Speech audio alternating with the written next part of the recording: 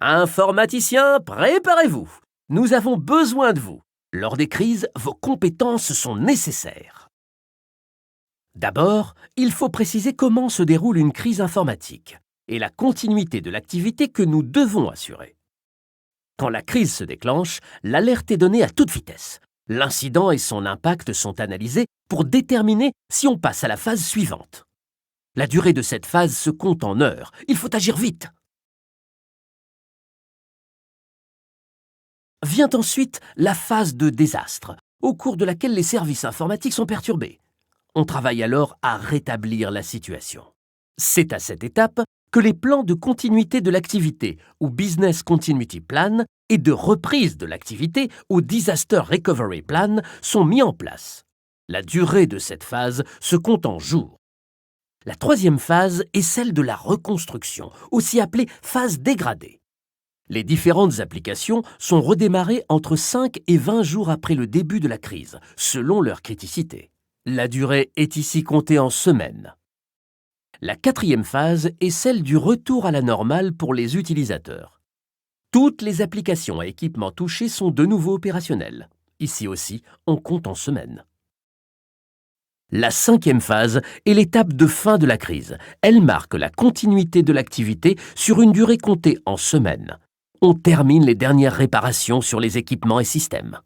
À chaque étape, votre aide peut être requise pour participer à la continuité et au rétablissement de l'activité. Comment? Voyons cela. Pour faire face aux crises IS/IT et s'y préparer, l'entreprise a mis en place des groupes de première urgence. Ce sont les cellules de crise. Elles sont disponibles en permanence pour faire face aux menaces pesant sur nos systèmes et réseaux.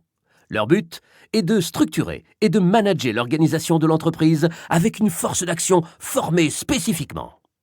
Les cellules de crise sont déployées en temps de crise afin de gérer un périmètre géographique, technique ou fonctionnel. Elles se coordonnent de manière cohérente entre elles. Les personnels d'une cellule sont formés et entraînés pour prendre des actions et décisions optimales pour tout type de crise. Une super efficacité. Ces cellules sont pilotées par un directeur aidé d'un coordinateur. Il veille à maintenir une bonne ambiance entre les différents membres et les rôles qu'ils occupent. Ils ont pour mission de fixer et de suivre les priorités de la cellule. Les membres des cellules de crise ont leur quartier général dans une war room, d'où ils peuvent travailler nuit et jour. Si besoin, ils peuvent aussi se retrouver virtuellement via une connexion à distance. Les cellules de crise sont de deux types, stratégiques pour planifier la stratégie et opérationnelles pour exécuter les actions appropriées pour la continuité et le rétablissement de l'activité. Si vous voulez rejoindre une cellule de crise et apporter vos compétences techniques, n'hésitez pas. Les cellules de crise n'attendent que vous.